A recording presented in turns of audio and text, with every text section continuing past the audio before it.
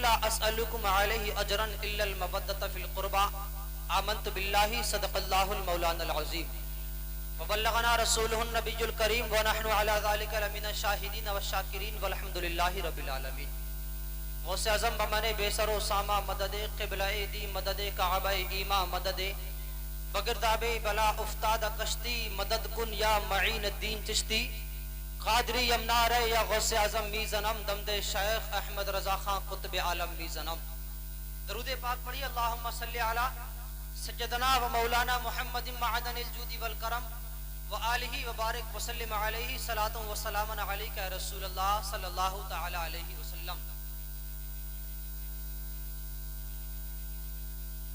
حضرات محترم، بغیر کسی تمہید کے میں گفتگو شروع کر رہا ہوں۔ اللہ کے رسول صلی اللہ تعالی علیہ وسلم اپنے گھر میں جلوہ فروز ہیں۔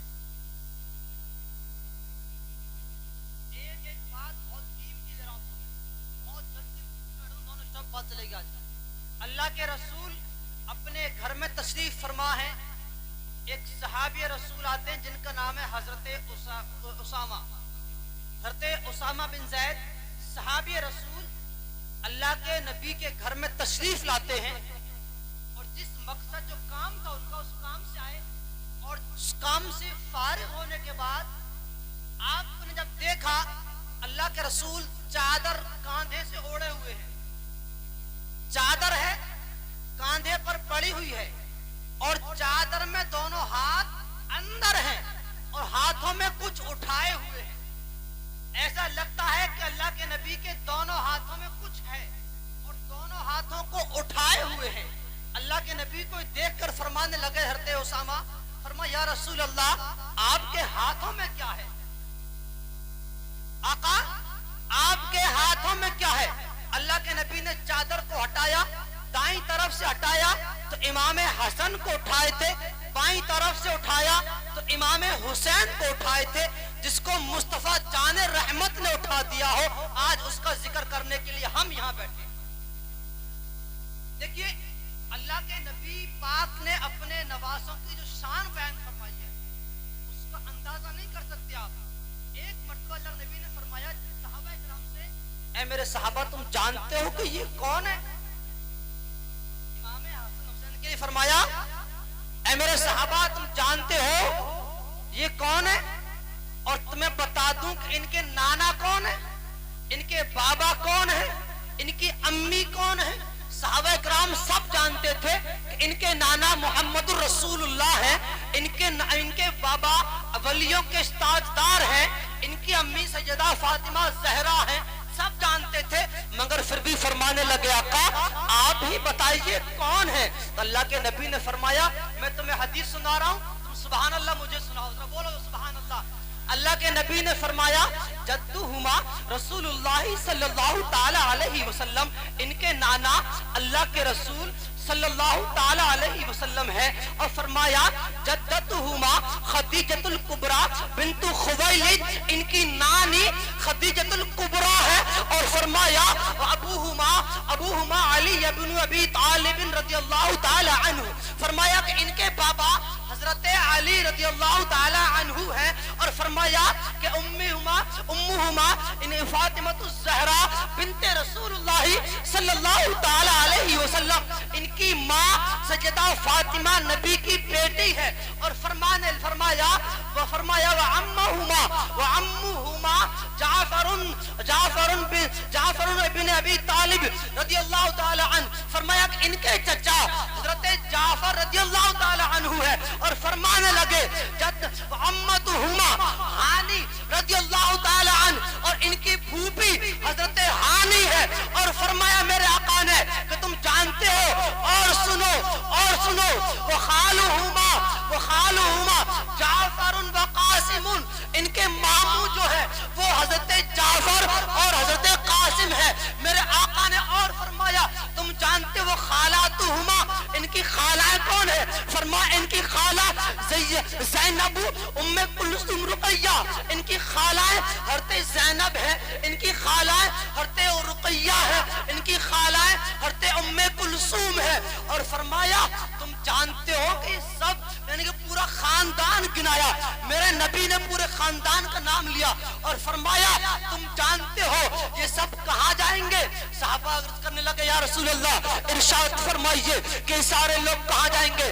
سب جانتے تھے مگر نبی کی زبان سے سننا چاہتے تھے. نبی نے فرمایا تم جانتے ہو یہ سب کہاں جانے والے ہیں؟ نبی نے فرمایا جدتہما فی الجنہ, ان کے نانا جنت میں جائیں گے. جدتہما فی الجنہ, ان کی نانی جنت میں جائیں گی. تم جانتے ہو وابوہما فی الجنہ, ان کے بابا جنت میں جائیں گے. واموہما فی الجنہ, ان کی امی جنت میں جائیں گی.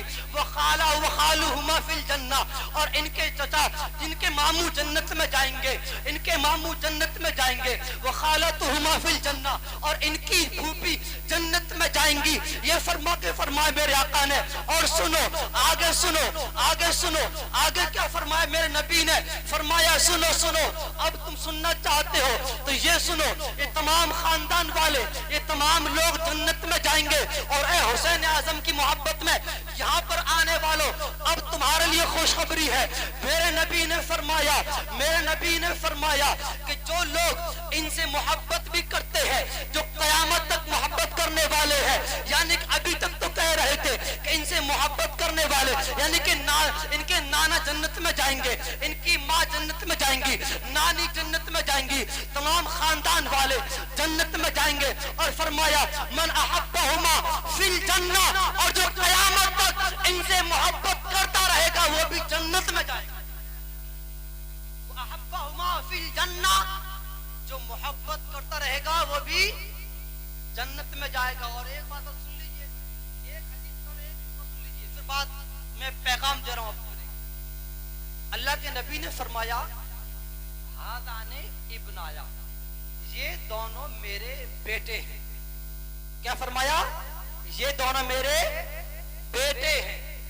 وابنا ابنتی, ہذان ابنایا میرے بیٹے ہیں, وابنا ابنتی میری بیٹی کے بیٹے ہیں. اللہم انی احبہما, اے اللہ میں ان سے محبت کرتا ہوں.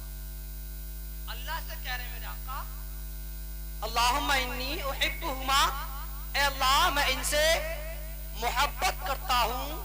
فاحبہما, تو بھی ان سے محبت کر. اللہ سے دعا کر رہے مولا میں محبت کرتا ہوں حسن اور حسین سے, تو بھی محبت فرما. اور فرمایا من احبہما فیحبہما, اور جو ان سے محبت کرے اللہ تو ان سے بھی محبت فرما. جو ان سے محبت کرے تو ان سے بھی محبت فرما. اب اندازہ کرو اپنے مقدر پر کہ ہم یہاں پر حسن اور حسین کی محبت میں بیٹھے ہیں. اگر سچی محبت ہماری ہے تو یقین ہمیں سچی محبت حسین اعظم اور حسن اعظم سے کرنی ہے, حسنین کریمین سے کرنی ہے. اور جب یہ سچی محبت ہماری ان سے ہوگی تو خدا کی محبت ہمیں خود بخود حاصل ہو جائے. کیونکہ زمین آسمان بدل جائے, نبی نے جو کہہ دیا وہ ہو کر کے رہتا. نبی نے جو کہہ دیا, زمین بدل جائے, نبی کا فرمان نہیں بدل سکتا. اور جو یہ عقیدہ رکھے نبی کا فرمان بدل سکتا ہے تو نبی کا فرمان تو نہیں بدل سکتا مگر اس کا ایمان ضرور نکل جائے گا. اس لیے نبی پاک کی حدیثوں پر یقین مضبوط کرنا. اب سنیے پیغام کی طرف میں آتا ہوں. محبت کی بات تو یہ ہو گئی کہ محبت امام حسین کیا ہے اور اس کا انجام کیا ہے. جنت انجام ہے, اللہ کی محبت اس کا نتیجہ ہے. اب یہ ہمیں چاہیے سچی محبت ہمیں کرنی ہے, مگر محبت اسی چیز کا نام ہے کہ جس چیز سے حسین محبت کریں ہم محبت کریں, جس سے حسین نفرت کریں ہم نفرت کریں, جس سے امام حسن نے محبت کی ہم اس سے محبت کریں, جس سے امام حسن نے نفرت کی اس سے ہمیں نفرت ہو. اگر یہ معیار نہیں ہے, یعنی کہ نام تو امام حسن کی محبت کا ہے مگر جس چیز سے امام حسین کو محبت نہیں تھی ہم اس سے محبت کرتے ہیں تو ہماری محبت جھوٹی ہے. امام حسین سے محبت کا دعویٰ کرتے ہیں مگر دعوے میں اگر امام حسین کو جو چیز پسند نہ تھی, جس سے امام حسین کو نفرت تھی, اگر اس سے ہم نے محبت کی تو ہماری محبت پھر جھوٹی ہے. اور جھوٹی محبت رب کی بارگاہ میں کوئی قابل قبول نہیں ہو سکتی. محبت وہی قبول ہوتی ہے جو سچی ہوتی ہے. اب آؤ سنو, پیغام سنو. یہ ہے کہ جس وقت میں سرکار سے جتنا امام حسن پاک کو ظالموں نے زہر دے دیا تھا، پیغام سنیے آپ، امام حسن کو جب ظالموں نے زہر دیا، واقعہ بہت طویل ہے، میں جملوں میں پیش کر رہا ہوں، تو امام حسن کو اس زہر کی وجہ سے آپ کی پیٹ کی آنتیں کٹ کر کے نکلنے لگی، اور آپ کو لگا کہ اب کوئی چارہ کار نہیں ہے، اب تو نانا کی بارگاہ میں جا کر کے وہی سلام کرنا ہے، اب تو دنیا کو چھوڑنا ہے۔ اس وقت میں امام حسن نے امام حسین کو بلایا اور کہا کہ میرے بھائی اپنی جو وصیت نصیحت لکھنی تھی لکھ کر کے دی، جو کہنا تھا کہا۔ امام حسین نے فرمایا بھائی جان ذرا یہ بتاؤ تم کو زہر کس نے دیا ہے؟ یہ بات سننے کی غور سے امام حسین نے فرمایا حسن سے، اے بھائی تم کو زہر کس نے دیا ہے؟ تو امام حسن نے فرمایا بھائی اگر میں تمہیں بتا دوں تو تم اس سے بدلہ لوگے؟ اگر میں تمہیں بتا دوں تو تم اس سے بدلہ لوگے؟ بولے ہاں۔ بولے یہی بات ہے، میں نام نہیں لیتا کیونکہ مجھے جس پر شک ہے، امام حسن نے یہ نہیں کہا نام لے کر کے فلانا شخص ہے، آپ نے فرمایا مجھے جس پر شک ہے، اگر وہی اس نے کام کیا ہے جس پہ شک ہے، اگر وہی واقعی وہی ظالم وہی قاتل ہے، اگر تم نے اسی سے بدلہ لے لیا تب تو کوئی حرج نہیں ہے۔ اگر میرا شک غلط نکلا، مجھے جس پہ شک ہے زہر اس نے نہ دیا ہو کسی اور نے دے دیا ہو، اور میں نے تم کو اس کا نام بتا دیا ایک شک کی بنا پر، اور تم نے اس سے اس کا انجام لیا، اسے قتل کر دیا، بدلہ لیا شک کی بنا پر، اور شک میرا غلط نکلا تو میں کل قیامت کے دن اپنے نانا جان کو کیا منہ دکھاؤں گا، اس امت کو کیا منہ دکھاؤں گا کہ نبی کا نوازا شک کی بنیاد پر اپنے ظلم کا جو ظلم امام حسن پر ہوا شک کی بنیاد پر بدلہ لیا۔ تو یہ پیغام امام حسن نے دیا تھا کہ شک کی بنا پر بدلے نہیں لیے جاتے، یہ پیغام امام حسین کا ہے، حسن کا ہے، وہ تم کو میں دے دیا۔ اگر تمہیں شک ہو کسی پر اس نے میرے بارے میں ایسا کہا ہے تو تمہیں پلٹ کر وار کرنے کا کوئی حق نہیں ہے شک کی بنا پر۔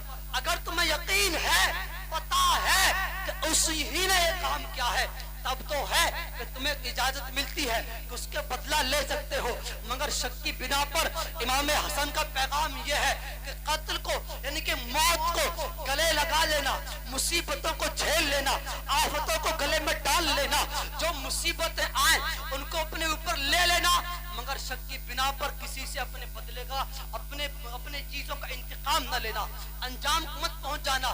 یہ امام حسن کا پیغام کہ شک کی بنا پر کسی پر انگلی مت اٹھانا۔